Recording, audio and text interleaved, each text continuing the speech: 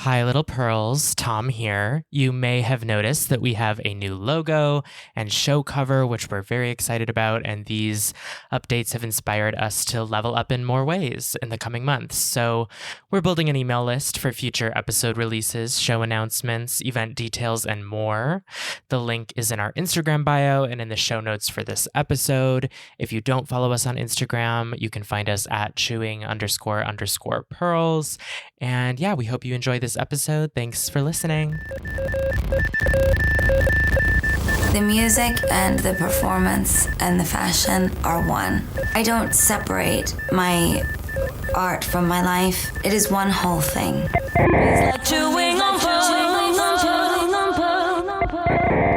Hi, Tom. Hi, Patrick. I'm Patrick. And I'm Tom. And this is Chewing on Pearls, the show where we dissect and decipher Lady Gaga's chameleonic career and its impact, one pearl at a time. So we're back. We are back. And it's a big back. Oh.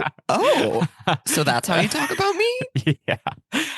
Because I feel like we've both been kind of a little geeked that our last episode was so successful. Yeah. Yeah. Thank you to the little pearls out there sharing with your extended network of monsters. It really blew up. Yeah. And to like pull the curtain back, I think sometimes when we record kind of last minute off the cuff, like the Rolling Stone thing had come out that day, we both are just like, what did we say? Like, was that good? Like, were we insane? And then like listening to it back and like hearing what people have to say about it is always so flattering. And we really enjoy doing this. So yeah, thank you for listening. yes. So today we're revisiting Gaga's album Harlequin. This is a discussion of her love of standards, her decision to make a companion album to Joker 2, Folie à Deux, and her commitment to doing what the public least expects. Say that. Yeah. The album was released on September 27th, 2024 to mostly critical acclaim and was produced by Lady Gaga and Benjamin Rice with production on the final two tracks from Blood Pop, David Campbell, and Jason Reuter. It was a surprise release. They used LG 6.5 as the moniker to tease it in the days leading up to its drop. This approach consisted of mysterious Instagram posts and billboards, as well as Gaga wearing an oversized tee with undecipherable text. Indecipherable? Who knows? We did our episode about LG 6.5 a long time ago. So yeah. go check it out as a little cute reminder of that whole rollout. Because it was a lot of fun and silly cookie girl. Yeah, and I remember like when this was all happening, and we, we'll probably touch on some of the rollout in this episode, but I was on a work trip in Florida and all this stuff was happening. Like I remember going in the bathroom during this work trip to like read the Happy Mistake lyrics as like Gaga's London listening party was happening. Like it was just so insane. And we kind of last minute did an episode. I think it was like one of our earliest episodes too. And I think we've both been wanting to kind of revisit this album as Harlequin stands for sure. And it is famously Harlequatum. Yes, it is. There was Brat Summer and then Harlequin Autumn, Harlequatum. You know. Yes. And I think what girls don't know is that you can like jazzy, show-tuney music is also a little goth. Yeah. So people are like, oh, it's like kind of like goth depressed girl winter right now. Mm-hmm. And I'm like, Harlequin's still included in that.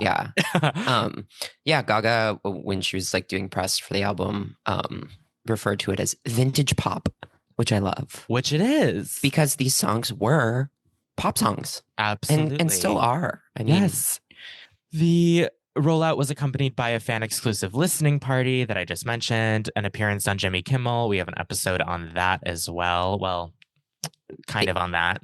8 tour devoured. Yes. Yeah. And an intimate concert taping that has yet to see the light of day.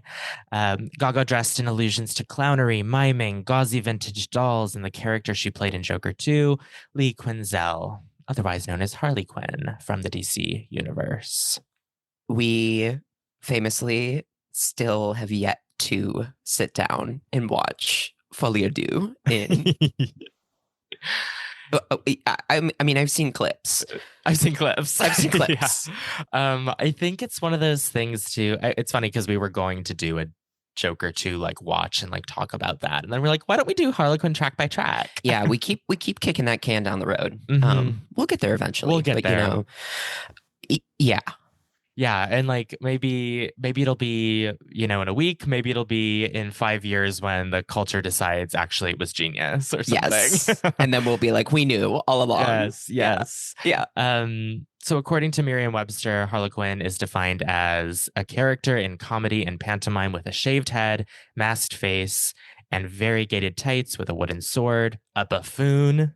Exactly. A variegated pattern as of a textile, a combination of patches on a solid ground of contrasting color, as in the coats of some dogs. I liked looking it up. I thought looking it up was an interesting. Yeah. I don't know, just to know for sure. The shaved head is interesting. That's like, because when I think of a Harlequin, I always think of some sort of like head covering. So I guess underneath the cap. Yeah. Bitch is bald. Yeah.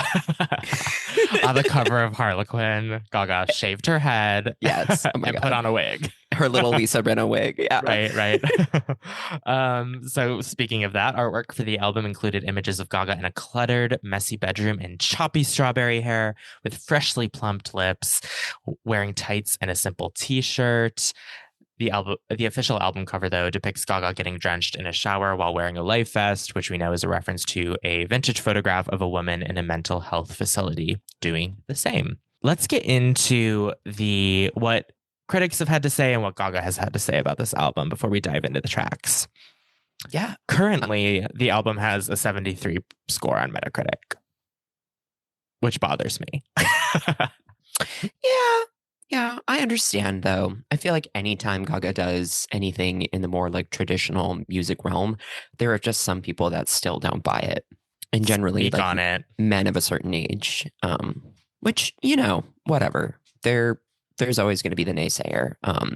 But I think personally, this is her like strongest jazz traditional pop project.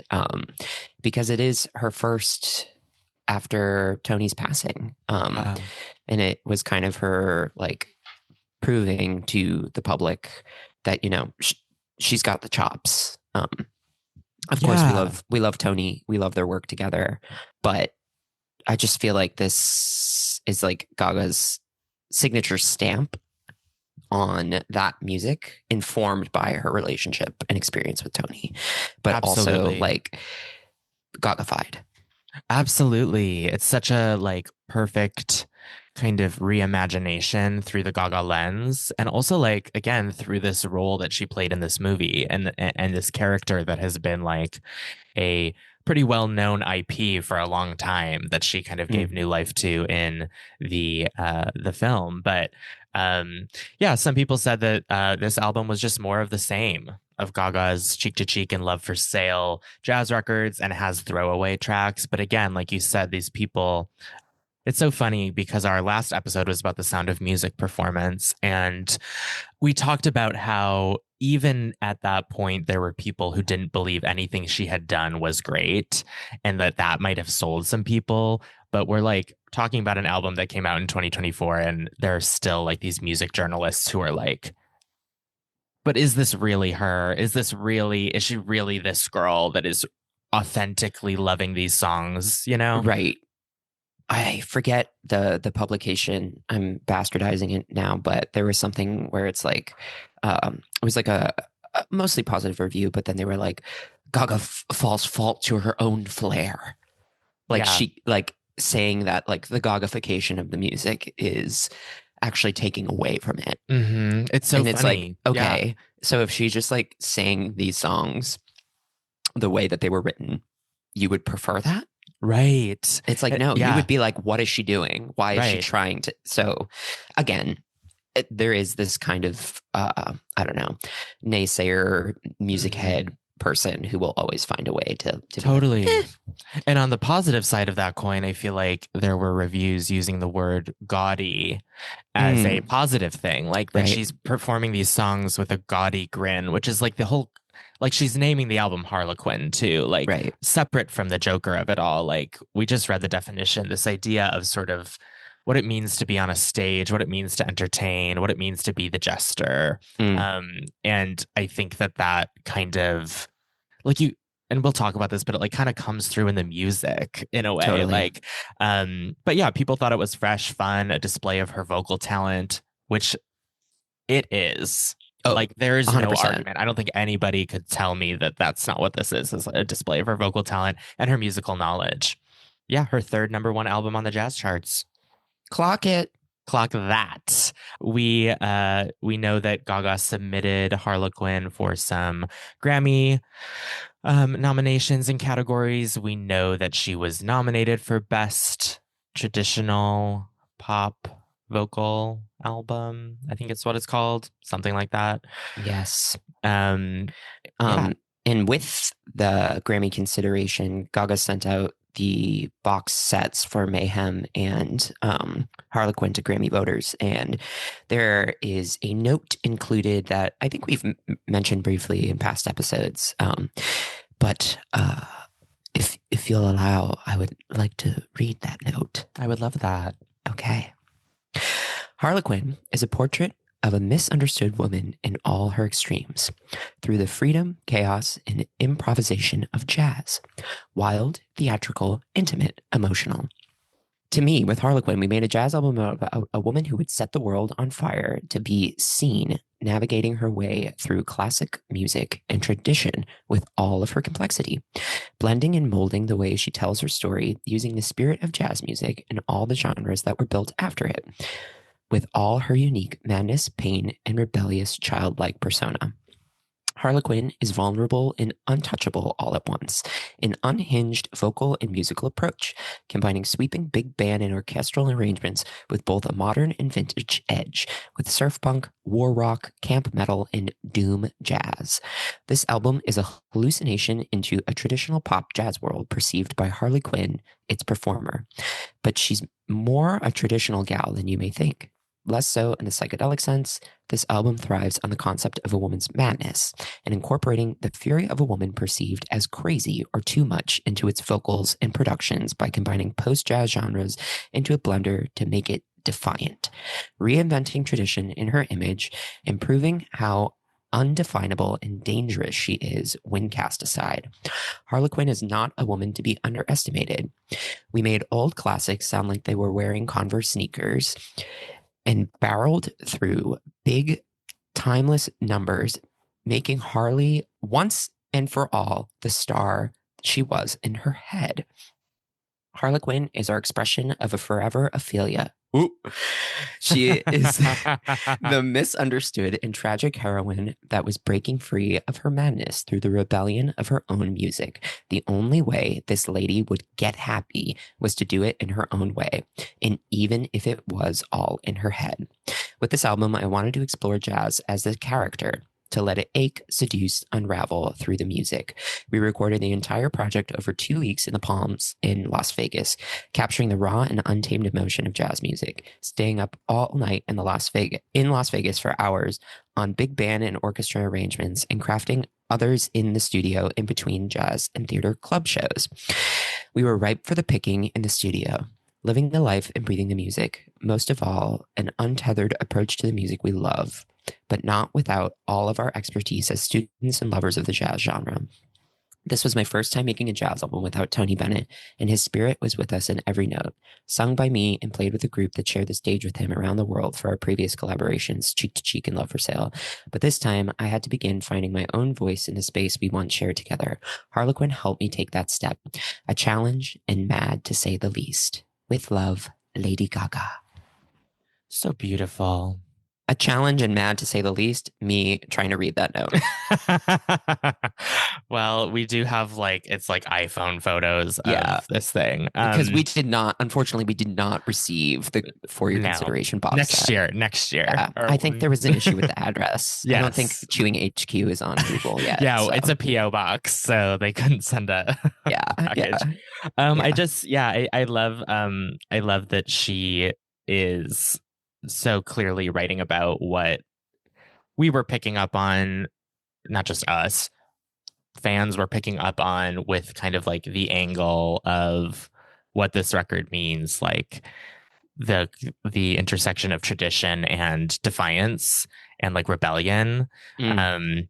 And I think she kind of speaks to that so beautifully, and also speaking to this idea of a woman's madness and like being perceived as too much or being perceived as crazy, and like just how that's the story of Gaga's, like we were just talking about with these critics at times, like her understanding by the public is sometimes that she is just a crazy girl.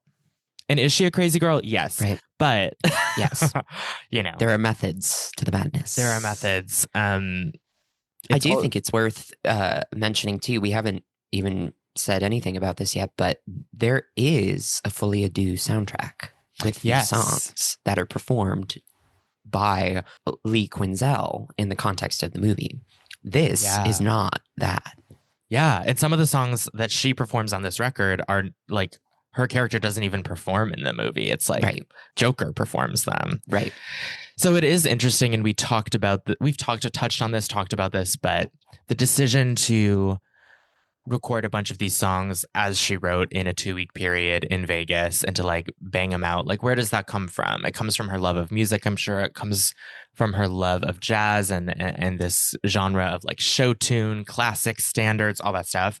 But also, does it come from a place of, I want to redefine what my relationship to this project was? Yeah. Do I want to? I mean, I remember she was talking so much. One of her like press lines during Joker was, "You're going to hear me sing in this film, and I'm intentionally singing bad. I just want you to know. I want She's you like, to I know." had to unlearn how to sing. Yes, like Lee doesn't sing. Yeah, right, and then like putting out this record where it's like spotless vocally. Yeah, singing the exact same songs.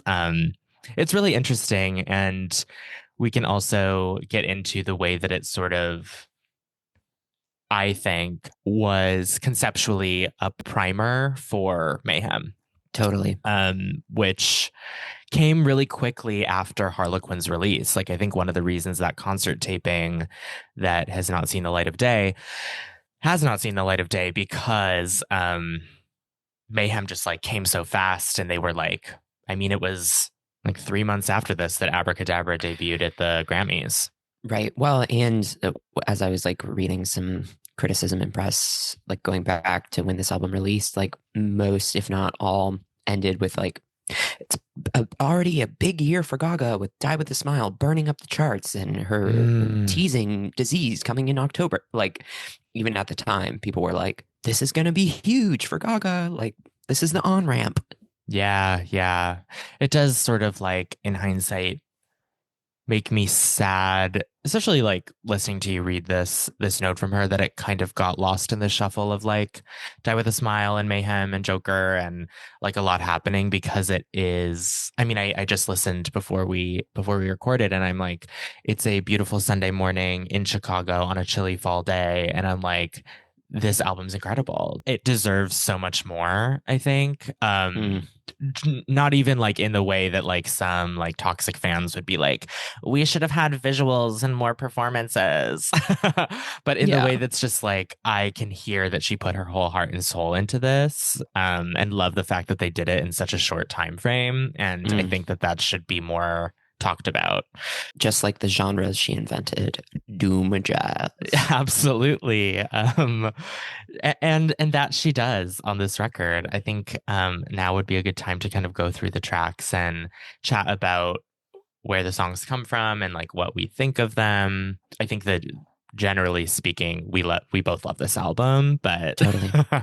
um, she opens with "Good Morning," which is a 1939 song from the film. For the film, it was written for the film "Babes in Arms," but it was also used in "Singing in the Rain," so it's widely known for being in that film. Right. The Debbie Um, Reynolds of it all. yes, Yeah.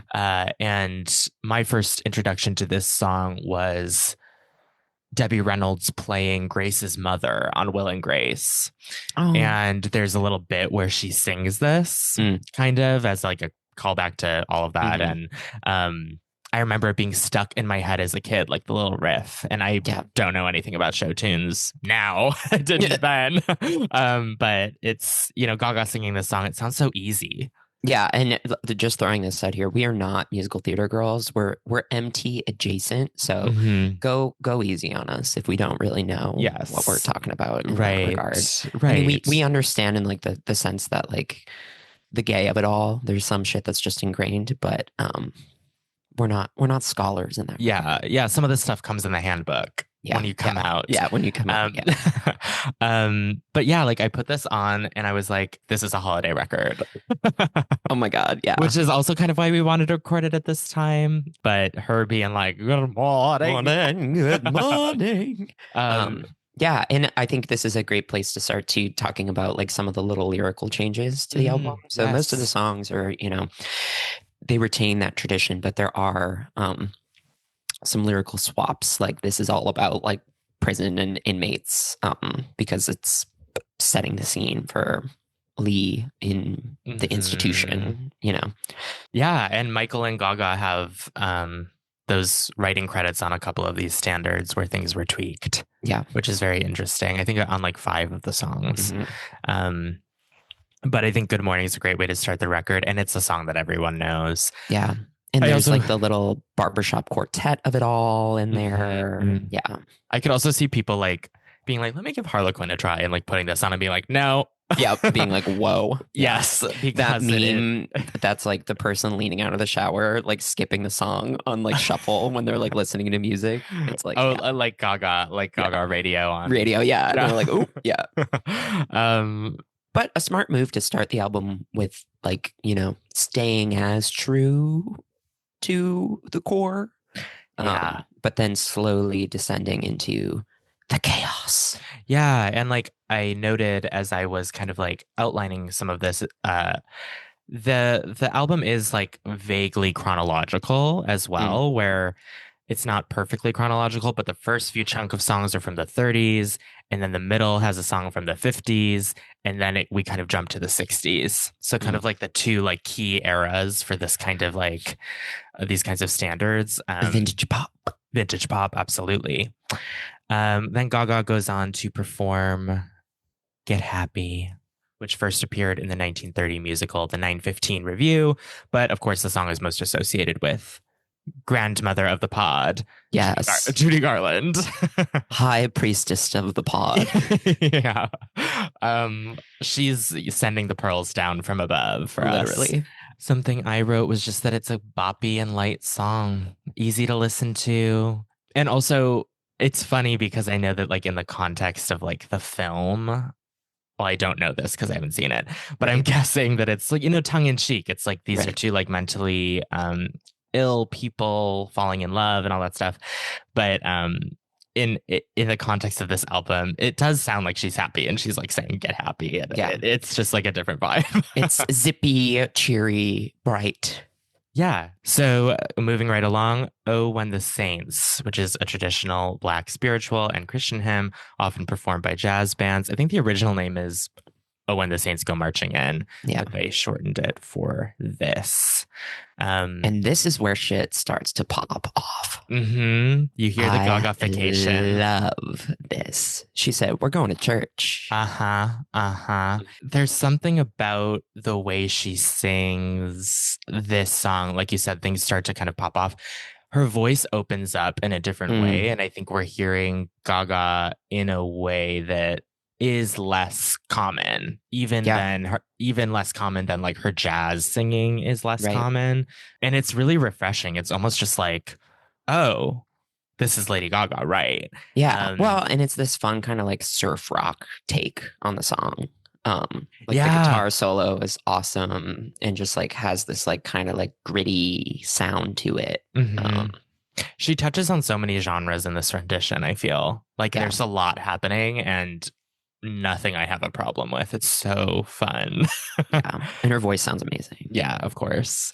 Then going into World on a String, which is a 1932 jazz song written for the Cotton Club series, but it's most notably performed by Cab Calloway and Frank Sinatra. I love this one. This is one of my faves, I think.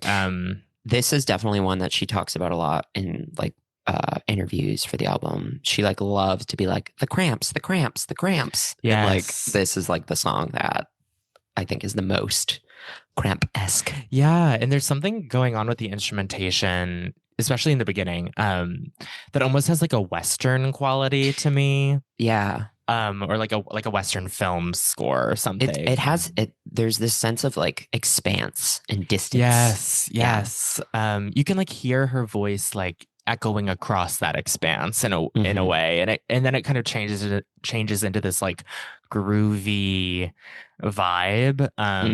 And I'm like, this feels so contemporary. Yeah. But when she's like post-punk French new wave. Right. Like, okay. Yeah. When I first listened to Harlequin, like the first time, I think this was the one I kept revisiting the first time. I think it's changed now, and we can get into that. So what's funny is I feel like this is the song I listened to the least. Interesting. When the album first came out. But now obviously I love it. Yeah. But it was like the one that I was like, yeah, I was like probably top 3 when it came out, but I think my top 3 has changed. The production's really cool. The percussion is cool on the song. Yeah. She eats it up as usual. Yeah. I mean, we're not going to talk about her flopping in this episode. So if that's what you want, I guess we're done. Find a different podcast. Yeah, exactly. Okay, moving right along. We got If My Friends Could See Me Now, which is a song from the 1966 musical Sweet Charity. This one I also really love. Yeah, I do love this one. It's when I listen to this, I see her just like marching around in a circle, like with jazz hands, like in the studio, like knees raised, yes, like marching. Like, yes. Honestly, it gives when she's doing the soft part at the beginning where she's kind of like, if they can see, it gives me like, and with the instrumentation, like 90s, vaguely grungy soft pop ballad, where I'm like, there's something about this where I could hear like Kurt Cobain singing this. It's so bizarre, like in kind of like one of their like softer moments. And then of course that, like you said, the marching, the insane drum line. And then they go it's like, and she's singing with the cadence of a show tune. But there is this kind of also, I'm not a musical expert either, but there is almost like a softly like funk quality in this, despite the show tune kind of rhythm. Right. I guess those probably intersect in many ways as well, but it's got like a little swankiness to it. Yes. This is like, there's something about this where it's like the energy ramps up in a different way on the album, and we're like, okay, we are in, the what is it called, the MGM Park theater or whatever, and she's doing her little wiggle in her sequins dress, a little kickball change, her sequins gown, her sequence. Yes. And then moving right along, that's still on the MGM lot. Yes. That's Entertainment, which was written for the 1953 MGM musical film, The Bandwagon, but perhaps most famously associated with Miss Judy Garland. Exactly. That's Entertainment. Also one that I revisit a lot. Same. If I need a dose of the right stuff, and I need just a little 3 minutes of Harlequin, this is what I'm choosing. Totally. To be honest. This song is incredible, and just hearing Gaga sing it gives me supreme childlike joy, for sure. Agreed. I do love this song. This song is like classic. And when like the track list for the album came out, like seeing that Gaga was gonna sing this, so exciting. Yeah. It just feels like a song that is in her wheelhouse. And it totally is. Yeah. I wrote that her voice is like an instrument on this song, and that she has so much control that she is like she is part of the instrumentation, the way she flows with the band. If you didn't know what a human voice was or didn't know what words were, it would just be part of the music. Like it's so, she like cares a lot about the song. She knows this song. She knows how to sing this song, and it's so evident, and I love it. I mean, you bring up a good point too, that like her affect is so different in all of these songs. Totally. And that's like a skill and a gift alone. Right. The balance between control and like kind of unleashing and expanding the voice. And then there's an in between too. Yeah. This like kind of characterized where she's like, I don't know, this kind of like aloof, like. Yeah. Yeah. Like it's, like there's something so considered but so playful. Like it's so, I don't know. Which I guess we're kind of used to in her pop music as well, but hearing it here is I think you get more of that like wonder and awe, where it's like, whoa, her voice, wow, she can sing. Great job on this track, Gaga. And shout out to Judy, why not? Yeah, while we're at it. Clang, clang, clang. Yeah. Moving right along, Smile, which is a song based on the theme from Charlie Chaplin's 1936 film Modern Times. This is a huge song. It was the first version with lyrics was recorded by Nat King Cole, Michael Jackson, Tony Bennett, Barbara Streisand have all done all friends of the pod. Yes, absolutely. Yes. And this is the song that she performed for like on a webcam for like World Health Organization. For World Health, yeah. And during COVID, and I don't know, it was just like such a funny moment in the culture, you know? Just that's like, when what's she was going like on? In her like low blonde bun, huge eyebrow, chunky frame glasses, yes, like, and like t-shirt or blazer, yes, like yeah. Wig. If there was a wig, it was not tapped wig down. Wig question mark? Yeah. It was like, yeah. I mean, it was a rough time. We were all going through it. Yes. She didn't have access to the archive. No. Freddie was not available. Right. And Michael was probably doing her hair. Yeah. He went to a styling, like a beauty 101 class. Yeah. He's like, let me fill your eyebrows in. A Zoom class. Yeah. Yeah. There's something about this rendition that is so beautifully dark to me. And they put this like soft echo on her vocal that kind of like World on a String makes it feel vast, like you're in this like empty room with this woman singing. And they included this like French like voicemail recording of a woman kind of saying some words about smiling, I guess. Right. Yeah. And the horn. I love the horn. Yes. And this one's very like piano centered. And we already know there's nothing like Gaga and a piano. Nothing like it. But gorgeous, dark, and soft. Next track, The Joker. Oh, baby. I know this is your song, girl. I know this is my song. Yes. And it is from the 1964 musical, The Roar of the Grease Paint, The Smell of the Crowd, with notable recordings by Sammy Davis Jr. and Shirley Bassey. I'll let you take the lead on this one. Yeah. So Shirley Bassey Hive here. Yes. I fucking love Shirley Bassey. I love her version of the song. Mm-hmm. Could it get more bonkers? Yes. Enter Lady Gaga. Yes. This song is insane. She said, I'm a rock star, mama. Mm-hmm. And listen to me wail. Right. It's so like, I mean, first of all, the song is like so silly to begin with. Like, if you haven't seen Shirley perform this, you gotta look it up because great. Look it up. But Gaga, this is so like menacing, charismatic, audacious. I'm acting. Yes, yes, yes. Yes. In this way that it's like, but I'm not. This is me. Right, Like, right. and it's like that. It's that what I love about it is obviously the Joker 2, Folie à Deux. It's like the song, the whole thing. I think he sings it in the movie. Like, I think so, yeah. yeah. And she's like, "That's cute, but let me let me tell you what's up real quick."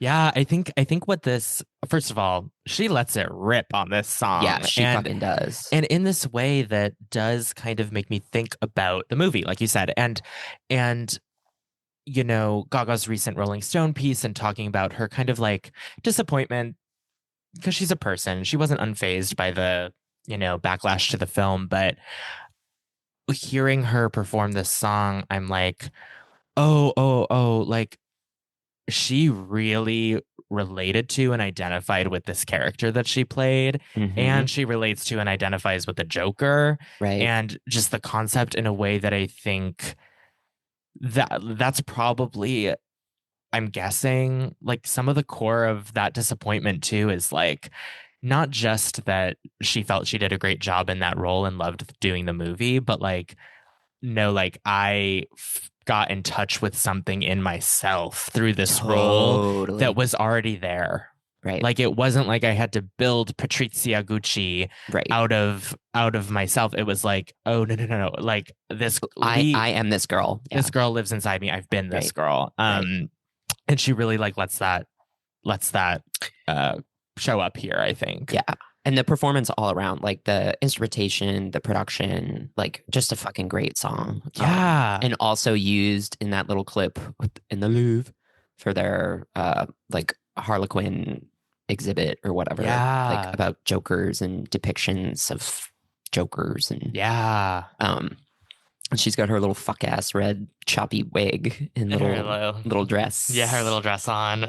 Such a moment where everyone was freaking what does she do? out. She like puts lipstick on the Mona Lisa. The Mona Lisa, yeah. Of course she does. Of course she does. And that's what I love about this too, where it's like she's like, I'm wearing my Converse. I shop at Hot Topic. Yes. Yeah. This is the thing is like, and I kind of touched on this, like this kind of music is also a little goth. Yes. In the way that, and we've talked about this, I feel like a year ago, but Harlequin and Jazz being the girls holding hands under the bathroom stall while they're like puking at the club or something. You know what I mean? Like, and this idea of them being two very different aesthetically, like iterations of the same concept, which I want to get into when we get out of the track list, but that look I think speaks to that, the whole like Harlequin aesthetic and all of it. So moving right along, we get to Folie à Deux, which is the first of two songs written by Lady Gaga on this record. This one was co-written this one was just Gaga. This one was written by Lady Gaga and produced by her and Benjamin Rice. And this to me is what she's getting at when she's talking about doom jazz a little bit.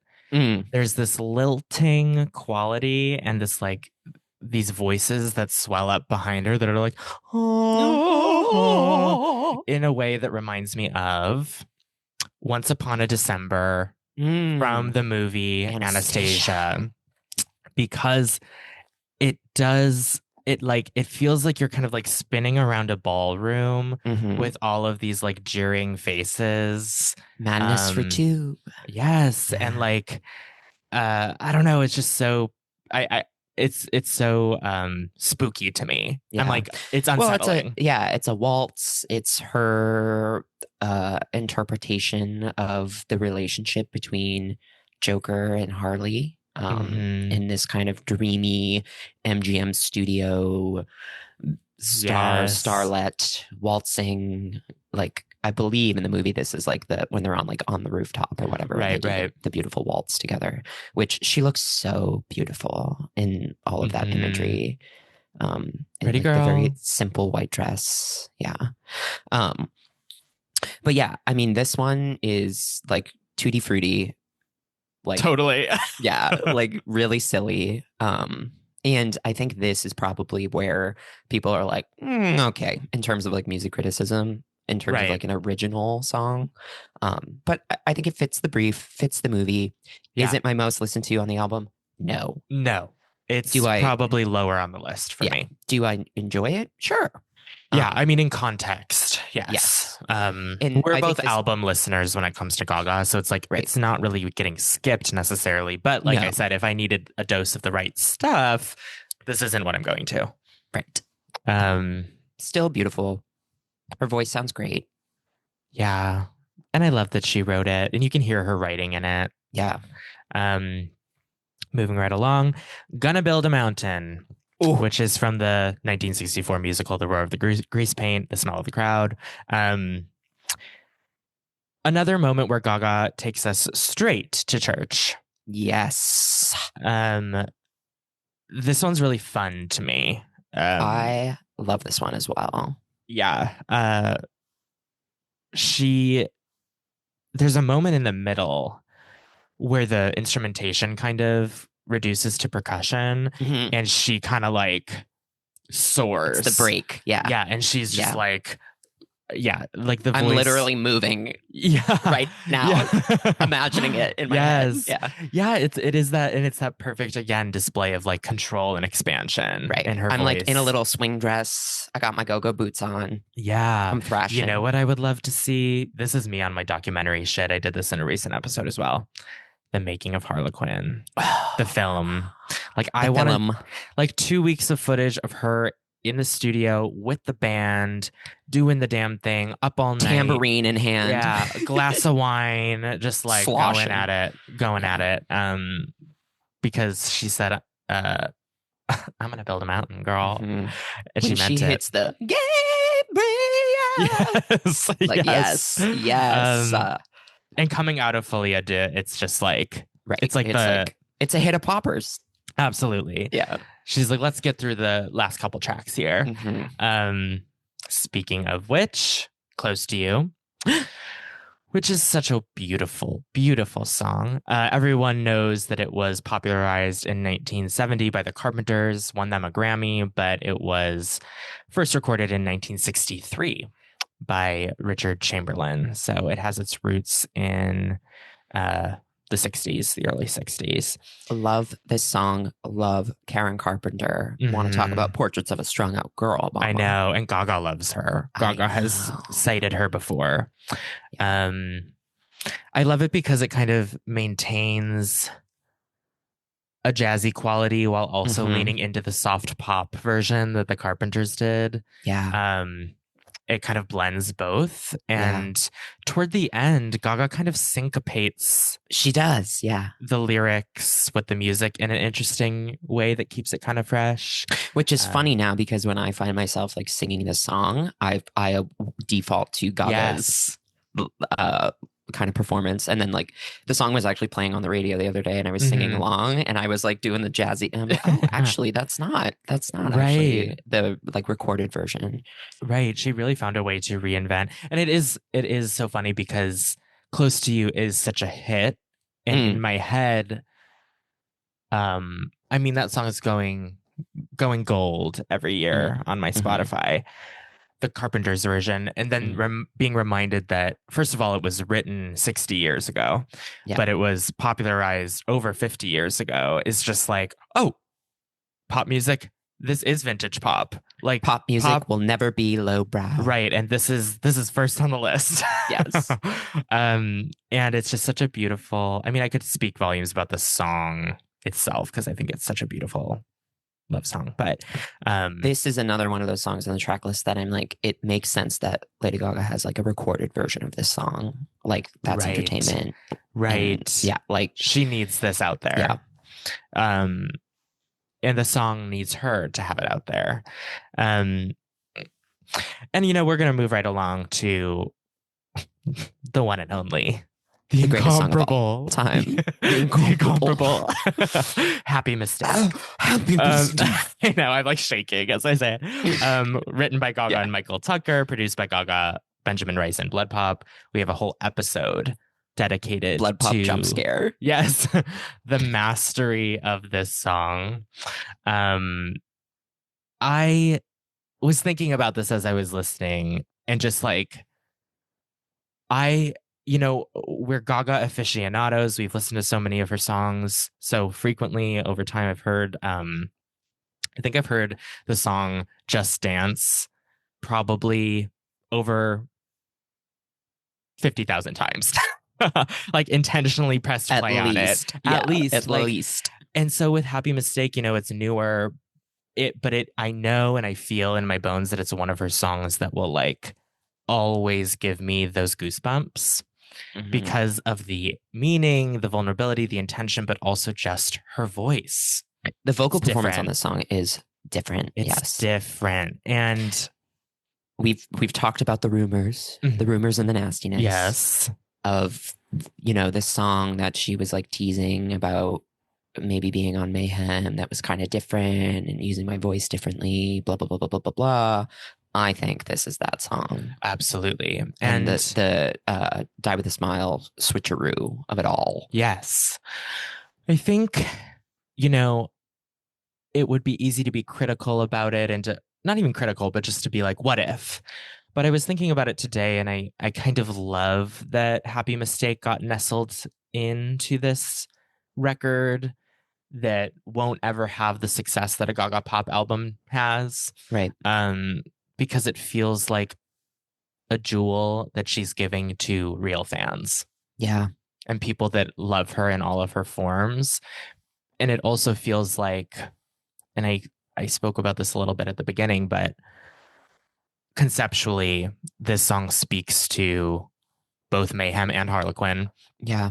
And it almost, to me, acts as like if it was going to be the closing track on Mayhem, it kind of sums everything up, right? Right. But here, because it comes out on Harlequin months in advance of Mayhem, it's almost like a primer.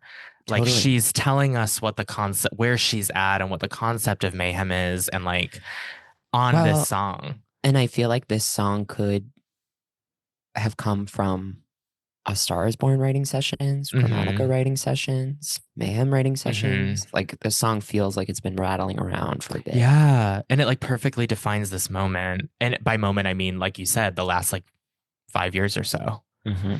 And there's a quote about the song that I really enjoy. Let me see if I can pull it up. Yes. Gaga says, playing a strung out girl my whole career was a way for me to split off from my true self, but it's all me.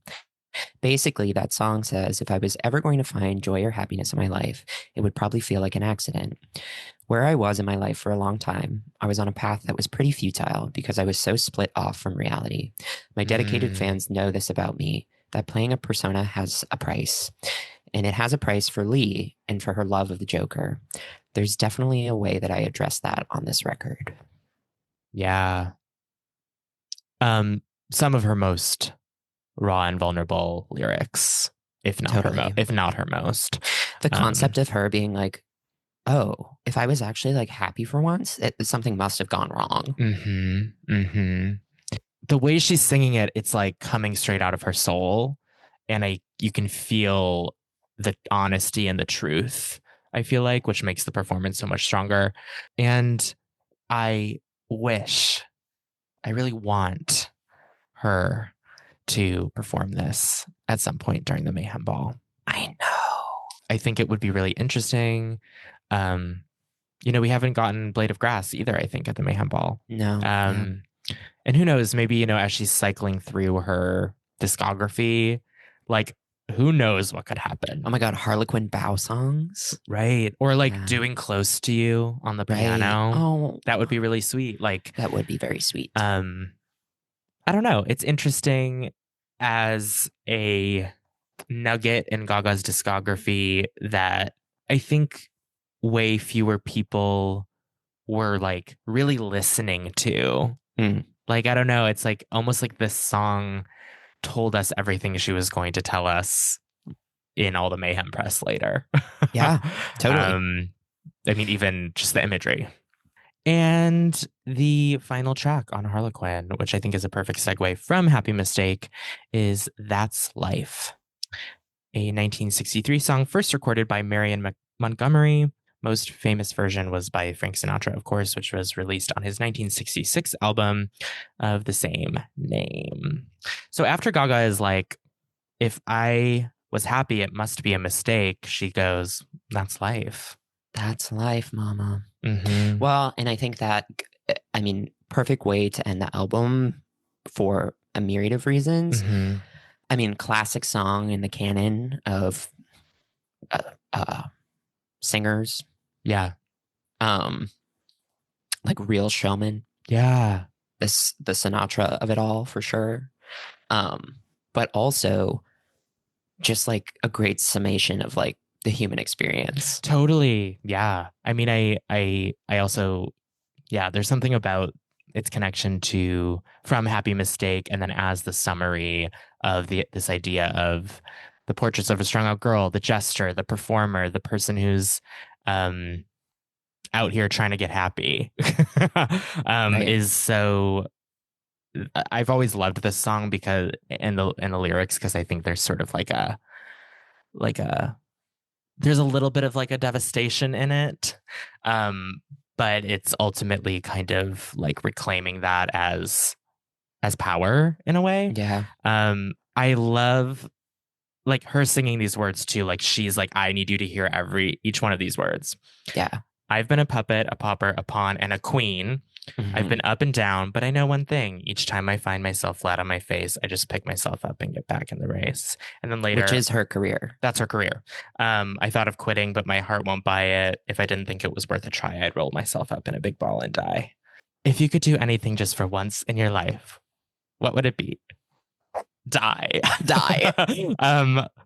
But yeah, no, I just love, it just kind of connected to me, even though like Gaga did not write these words, like these roles of puppet, pauper, pawn, queen, and thinking about the concept of mayhem, the concept of the tour, the idea of her talking about, I've been like an evil queen in my career. I've been a strung out mess. I've been all of these things. And I've been a pawn in someone else's game. Yes. And I know that I need to be doing this, you know? And I think she's spoken so much to the power of performance and the duality of that kind of pressure and how draining it can be, but also how free and herself she feels in that space as well. Totally. We talked about that in the Florence episode a lot too. I think of her in the Frank Sinatra drag when I like hear this, and her just kind of being like, that's life. And that little smirk she does at the camera at the end of her New York tribute. And it's just, it's her drag king number. Yeah, totally. Oh my God. 100%.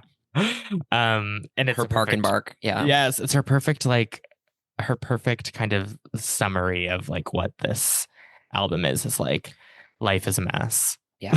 And the elasticity of her voice. Mm-hmm. It's like, I love when she like stretches and it's like, it's not strain, you know? Right. She, like, you can hear the texture, but not in a way that sounds like, eek, she can't do this. Okay, well, Harlequin's an incredible album. If you got this far, you know that. What are your top 3 on this album? I want to know. Besides Happy Mistake, because Happy Mistake... that's a separate thing. Yeah. I think this is probably pretty easy for you to guess, but The Joker, Gonna Build a Mountain. Okay. And Oh and the Saints. Got it. 4th, Close to You. Yeah. But those are like my 3. I think for me, it's That's Entertainment. Gonna Build a Mountain. And then either, it's so hard, If My Friends Could See Me Now or Close to You. Yeah. Close to You is hard because I also love the original so much. Right. Where it's like with something like if My Friends Could See Me Now, I'm not like seeking out another version of that. Right. You know what I mean? So in that sense, I guess that takes the cake. But yeah, I don't know. What do you think about this chapter in Gaga's career? Kind of a short-lived chapter. and like what it Yeah. says in a bigger way. Well, I hope it's not over. Me Is what too. I'll first say. There are rumors and speculation that like maybe Gaga will release that Harlequin concert recording for the holidays or Hmm. around the time of the Grammys or like I don't know. Um, it does seem like it was impactful. There, I forget who wrote about it, but someone that was like there, it was like definitely like a no phones, no cameras Yeah. situation. And I think they described it as like the most bonkers thing they've ever seen. Yeah. Like Um, Gaga at her most like unleashed in a way. yes. And I think, correct me if I'm wrong, but I think like the staging is like evocative of like that album shoot. Like it's just like a Mhm. crazy, messy situation. And there was like a barbershop quartet and Gaga changing outfits and like, Yeah. There's so much lost Gaga media, and fans will like complain about that till the cows come home. But this one's more recent, and it's one that I really hope does not remain lost. I really yeah, would. I think the culture needs it. There's also rumors that Gaga's performance at the Grammys could be a Mayhem and a Harlequin performance, but maybe not because Harlequin wasn't nominated for Album of the Year, or some right. kind of like merging. Like maybe she does Happy Mistake at the Grammys. That'd be crazy. It's not even nominated for something besides the album. That But would be crazy. I don't know. And I think that this, we mentioned at the top that, her commitment to doing what the public least expects. This project really excited me because I was like, it was such a reminder that she's doing things and working on things that we don't even know about, that we may or may not even see. Like Right, there's a world, there's like an alternate universe where she like got in the studio and did a bunch of this and was like, we'll see, like, maybe not, right. and like I'm so glad we got this album. And it just, in contrast to, and also in similarity to Mayhem, just such a Mayhem being, a blending of so many genres that have like raised her. Harlequin being a blending of so many genres that have raised her, and they have such different sounds. I'm like, this is an education in like uh what it means to be a musician. Mm, mm, And so is Mayhem, but this in such a different capacity. And I hope she feels empowered. I think she does, to do more things like this going forward. Like I I think we're hope so too. on the road to maybe even like a mostly originals, perhaps, kind of Mm, jazz album someday. Like I don't mm, think she would ever not include standards because she has right, so much respect for that. But hearing that could be interesting right. in the Well, future. and also to touch on that with standards and the tradition of it all, like again, some interview out there, I don't remember where, but she talked about how, she was thinking a lot about Tony in the studio and like thinking about what he would say and suggest and influence. And then also being like, I'm going to do this because I know Tony would never let me. Like, I'm going to try Mm, this. Or, as her being like, well, yes, I love him. He is foundational to my mhm. experience in this realm, but also he empowered me enough to know now that like I can take a risk and a swing and like try Yeah, something different that yeah, maybe he would be like, girl, what is that? yeah. And not feeling like afraid. Yeah, at her like iHeart radio speech, she says that Tony told her to respect the classics but never be bound by them. Hmm. And that feels like it's exemplified and kind of exalted on this project. And I think knowing that this is sort of a stepping stone, as you're kind of saying, out of the collaborative and kind of like student role maybe that Mm, she had with Tony, it'll be interesting to see where she takes it. yeah. Yeah. And This will like, not be the last jazz album from Lady Gaga. no, I will tell you that. it definitely will not. And if they just get more bonkers from here, I would not be surprised. Yeah. I'm like, um, she'll do a duets album at some point I in know her career. duets 3. Duets 3. Yeah. um, Whoa. Yeah. right. Like, wouldn't that be crazy? I mean, Yeah. like, who could it even be? I'm like, who can do this? Well, I mean, Barbara has to be on it for sure. Barbara. 100%. I want Patti LaBelle. I want Hmm. Barbara. I want Carole King. Carol King, girl. I'm like, who's more contemporary to Gaga that could do this? Adele, maybe. Pregnant pause. Beyonce, but she would never, I don't think. She would never. No, it's fine. And it's fine. It's fine. It's fine. It's fine. Don't talk about it. It's fine. Okay, well, I think that was our episode. Yeah. Thank you for listening. And don't forget, a pearl a day keeps the doom jazz at bay. Mm-hmm. It's like chewing on pearl.